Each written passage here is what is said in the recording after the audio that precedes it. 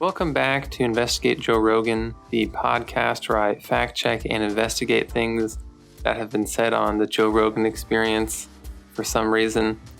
Today I'll be looking at episode 1747 with Dr. Peter McCullough.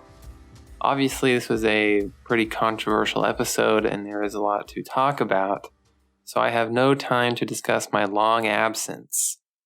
But basically what happened was I accidentally started watching Joe's Bizarre Adventures instead of the Joe Rogan Experience. So I got totally confused. They're similar. There's a lot of Jimi Hendrix references in both. So I got confused, but now I am back. And the first thing I'll talk about is the lab explosion. Dr. Peter says that the second biggest producer of hydroxychloroquine in the world was destroyed in a huge fire. And it is true that there was an explosion at a pharmaceutical factory in Taiyuan City in Taiwan. There's a video and everything. It definitely did happen. However, I could not find any real source for this idea that it was the second biggest producer of hydroxychloroquine. When I looked into this, I was actually, first of all, quite surprised to find out that any part of this was real. I was surprised that anything exploded at all, anywhere. But the hydroxychloroquine part, which is the really relevant part here, doesn't seem to be real. Every article I found just linked to another, usually even less reputable article, with no actual source to be found anywhere. A lot of misinformation on the internet tends to spread this way, it seems, in these little ecosystems. You go to some website called freetheearth.com, and the source on that site will be libertyresistor.net, and then that will use timecube.org as their source, and pretty soon you're onto websites with yellow text on blue backgrounds, and you don't even know what's happening. You have no clue what's going on. Eventually, though, I found what I believe is the ground zero of this whole thing. An article from TaiwanEnglishNews.com called Pharmaceutical Factory on Fire After Explosion, 2 Injured. In the article, it says, quote, Liberty Times reported that the factory produces hydroxychloroquine APIs and is the world's second largest HCQ raw material supplier.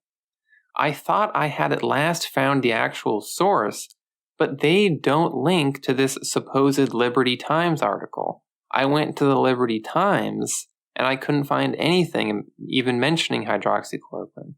I even emailed Taiwan English News about this, but they never got back to me. So where are they getting this information? I don't think this is real. Taiwan English News appears to be a small website run by just a few people, and they clearly don't have any on-the-ground journalists of their own. Furthermore, Taiwan isn't even an independent country, so the website should really be called Chinese Taipei English News. Xi, if you're listening to this, please sponsor the podcast. I got your back, you know that.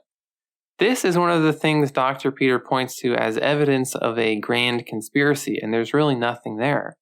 He also says that African doctors called him and told him that mercenaries are being paid to burn stashes of hydroxychloroquine. And there is no source for this other than Dr. Peter himself. There's nothing about this to be found online, other than articles about this episode of JRE. So we'll just have to trust him on that one, I guess. It is very funny to imagine some doctor in Africa calling him up and saying, Dr. Peter, we need your help. You're our only hope. I saw you on Tucker Carlson, who is very popular here in the Congo. The mercenaries are coming. I don't have much time. I need you to help. Send help. I hope that this is real. I want that to be true, but I just don't know if it is. Maybe Rogan should have those doctors on JRE, those African doctors. That would be a good episode. They probably have some crazy stories. Unfortunately, they also talk about things that are less exciting than explosions and African mercenaries. Dr. Peter says that hydroxychloroquine and ivermectin are approved by the FDA and can be used off-label according to medical guidelines. But he has actually gotten this very simple thing wrong, which was surprising to me because he is a practicing doctor. On June 15th, the FDA revoked its emergency use authorization for hydroxychloroquine, saying that it was no longer reasonable to believe that the drug was effective against COVID-19. They also said the benefits do not outweigh known and potential risks. Ivermectin is also not approved by the FDA for use in treating any virus. He also says that none of the vaccines are FDA approved, which is also not true. Pfizer is FDA approved, and Moderna and Johnson & Johnson are emergency use approved. In my opinion, this calls his credibility into question almost as much as the wild stuff, which I'll talk about later.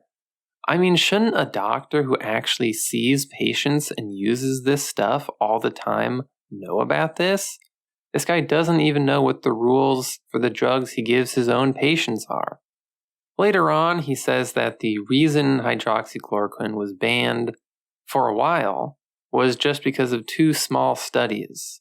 He also says that it was banned because of academic incompetence, and then later, of course, he says it was banned because of a massive global conspiracy.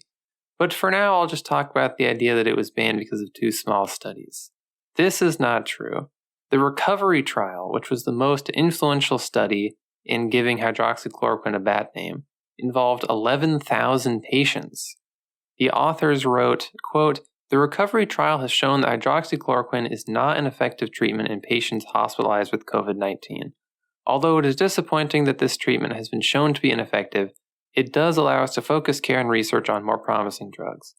So this trial, which showed that it did nothing, was actually pretty big as far as clinical trials go.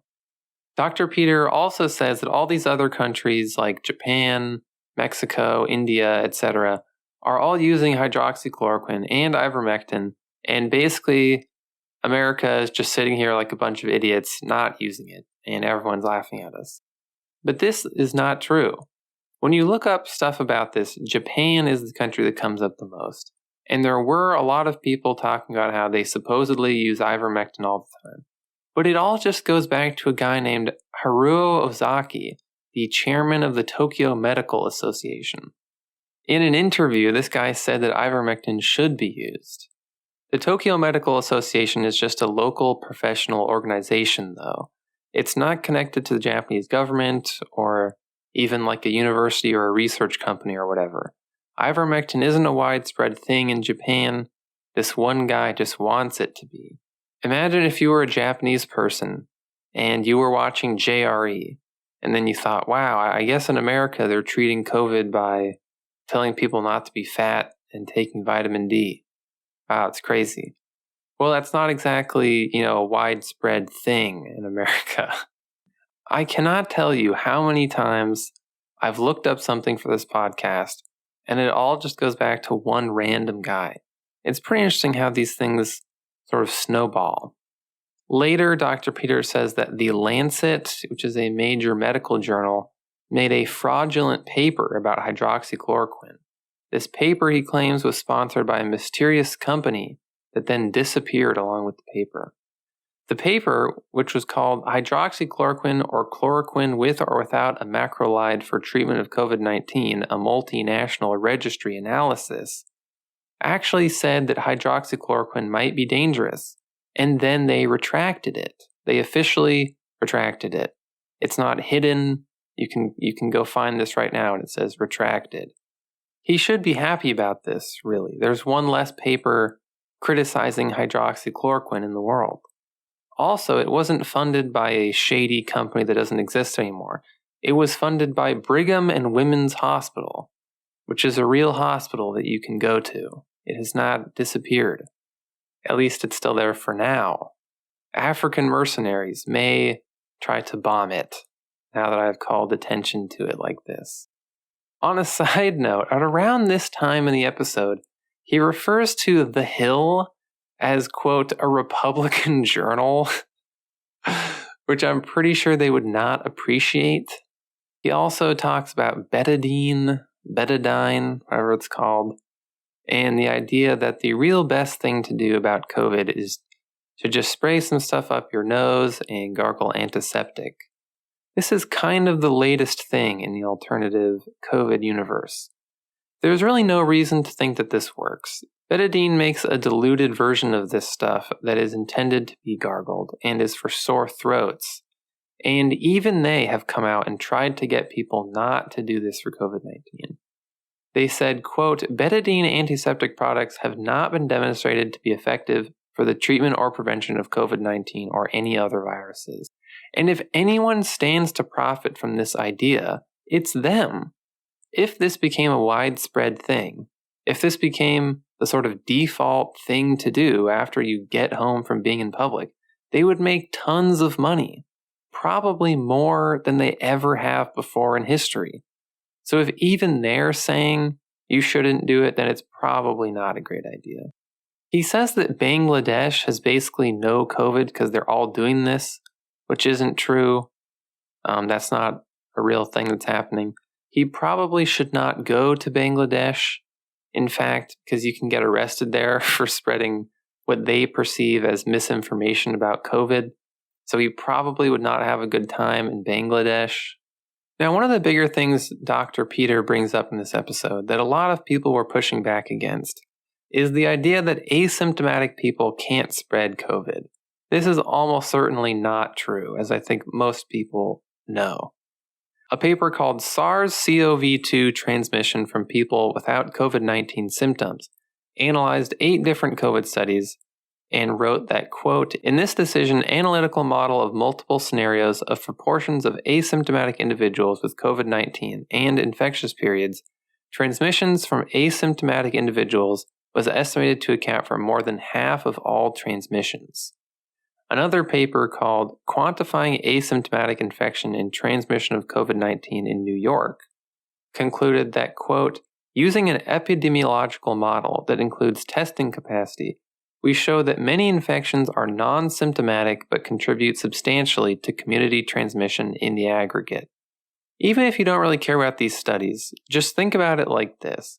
Do you think the pandemic really could have spread this much if asymptomatic people couldn't transmit COVID?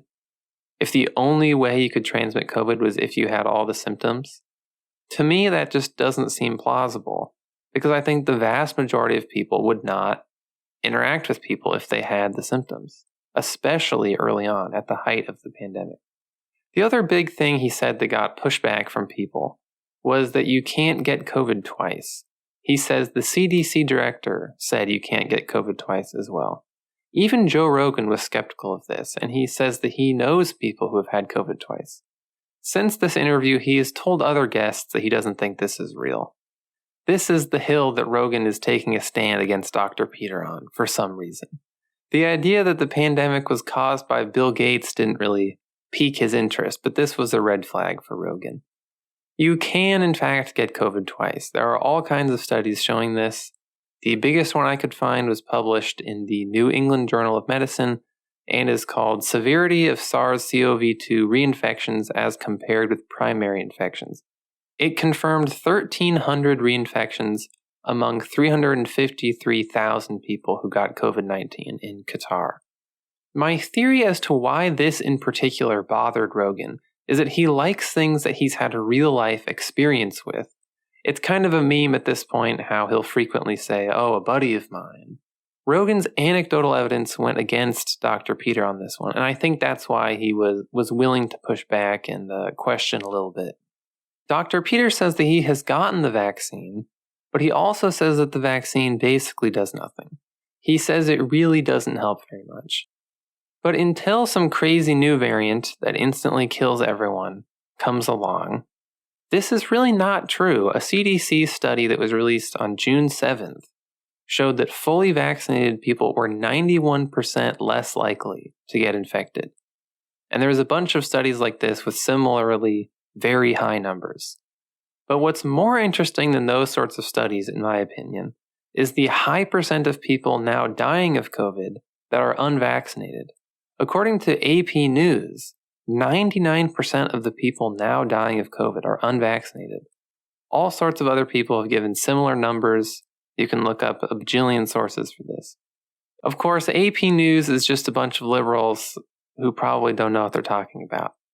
Well, if you think that is the case, I happen to find another source for this statistic. According to the Texas Department of State Health Services, in a paper called COVID-19 Cases and Deaths by Vaccination Status, 85% of the people who died were unvaccinated. And this is glorious Texas, bastion of conservatism and home to Joe Rogan, Dr. Peter, and Tim Dillon. Tim Dillon, like Joe Rogan, is also a doctor. Not a lot of people know that. So it really seems as though nearly everyone who dies of COVID now is unvaccinated. Dr. Peter really doesn't even elaborate on why he thinks this is fake. He just says that it's propaganda, it's fake, and then moves on. It's just part of the conspiracy. He provides no evidence or explanation for why he thinks this is fake. While talking about the vaccine, he goes so far as to say that telling someone to take the COVID vaccine violates the Nuremberg Code. The Nuremberg Code is for medical experiments and was made after World War II because the Nazis were not getting up to the best sorts of medical experimentation. If the vaccine still counts as a medical experiment, then everything he admits to doing to his own patients is also a medical experiment. If anything, what he's doing is even more experimental, and he basically admits this. He also says that the vaccine has directly killed 18,000 people in America. Then a bit later, he says that it's really killed 45,000 people, but it's being underreported. This is not true. This is even higher than the usual number that anti-vaccine people throw out, which is about 3,000. That's what you could call the mainstream anti-vax number. This number comes from the Vaccine Adverse Event Reporting System, but is very misleading. This reporting system, by the way, is run by the FDA and the CDC. So it's kind of funny that anti-vaccine people suddenly think that they're telling the truth and care about the information they're putting out. Suddenly they all want to listen to what the FDA has to say. If it's all a conspiracy, why would they even allow this information to be seen? Or why wouldn't they put out a much lower fake number? Like just say, 100 people. Or just not even put it out at all. This does not really work as part of the conspiracy narrative. This reporting system also does not record vaccine deaths. It records people who died soon after getting the vaccine. It doesn't look into how they died and whether or not it was caused by the vaccine. Around 8,000 Americans die every day of all causes, and a majority of Americans now have gotten the vaccine. So some people are just bound to die soon after getting the vaccine, especially since really old people, who are pretty much on death's door anyway, are more likely to get the vaccine. The reality is that there is no confirmed number anywhere of people who can provably be shown to have died because of the vaccine. This reporting system is not what people think it is, and anti-vaccine people who bring it up are suddenly in the awkward position of believing exact numbers from the CDC, something which they do not generally tend to do. Later on, Dr. Peter says that a poll showed that 12% of Americans know someone who has died of the vaccine. However, the Axios Ipsos Coronavirus Index poll that he's referring to here actually shows that 12% of Americans know someone who has died of COVID. He's so wrapped up in his ideology that he is remembering things that he has seen completely wrong. It's the exact opposite of what he says it is. Now, I think he is misremembering this, but if you wanted to be less charitable, you could just say that he's just lying. In my opinion, however, he comes across as very sincere, so I do not think he's lying. As George Costanza said, it's not a lie if you believe it. Most of the discussion I've seen around this episode has focused on the sorts of things I have mentioned. How effective are vaccines, how many people have died, etc. But what seems to have flown under the radar is that this guy claims this is all a massive conspiracy and the government and medical industry are deliberately killing millions of people. He says, and I'm going to do a bad impression of his voice here, his creepy voice. He says, quote, "It seems to me early on there was an intentional, very comprehensive suppression of early treatment in order to promote fear, suffering, isolation, hospitalization, and death. It seemed to be completely organized and intentional in order to create acceptance for and then promote mass vaccination." That's also basically my Trump impression, by the way, which is also not good. But Joe Rogan just goes along with this. Not only does he not push back at all, but he doesn't even ask any follow-up questions. So Rogan either agrees with this, or, and I think this is more likely, he has totally lost the forest for the trees. He's so focused on talking about ivermectin that he has no reaction at all when the guy across the table from him basically says that the medical Illuminati are killing millions of people in a massive bioengineered global holocaust. Remember the Alex Jones episodes? Rogan would question pretty much everything Alex Jones would say, especially the big picture stuff about aliens and whatever. Jamie's search history must have been wild after these episodes. But this guy comes on, says that COVID is the biggest conspiracy in human history, and Jamie does not have to Google anything. I mean, come on, Alex Jones was being, nitpicked probably harder than anyone ever has. But this guy is talking about equally huge conspiracies, and Rogan has nothing to say. Dr. Peter never elaborates on or provides any sort of evidence for the existence of this conspiracy, probably because, again, Rogan does not ask him about it. But he does say that all the info is in 2 books, COVID-19 and the Global Predators, and The Real Anthony Fauci. He describes both of these books as, and I quote, basically nonfiction. Well, what the hell does that mean? That seems to imply that they are at least partially fictional in nature. Which parts are fictional? Are the parts about Bill Gates causing the pandemic fictional? Or is it a different part? Is it like the Da Vinci Code or something? What is going on here? Again, Joe Rogan does not question this. He is too focused on ivermectin to be bothered with these books. Interestingly enough, JFK's nephew wrote The Real Anthony Fauci. He is a big anti-vax guy, but he is also a big climate change guy, and not in a conspiracy sort of way. He has done all sorts of stuff to clean rivers and stop pollution and reduce carbon emissions. He has like a big non-profit organization. This is a very rare combo, I think. I thought that was interesting. Most of the discussion I have seen about this episode is about various studies and numbers and things, and that's okay, I guess. But the problem with that is that when you're dealing with someone who believes everything is a conspiracy, then things like studies don't matter. Any study you throw at them could just be yet another aspect of the grand conspiracy. People who believe in the big conspiracy have a defeater for any fact you could throw at them. Because if there really is a medical cabal controlling everything, then of course they would have the power to fake studies and do whatever they wanted. So I think it's worth taking a look at the crazier things this guy said instead of just focusing on the little details. That is all I have to say about this episode. I did not care for it, in case you couldn't tell. I do not care for him or his creepy voice. Please email me all of your ivermectin research, investigatejoerogan@gmail.com, or you can message me on Twitter. I love discussing COVID. I hope all future JRE guests talk exclusively about COVID. I hope I get COVID so I can talk about it more. And thank you for listening. See you next episode.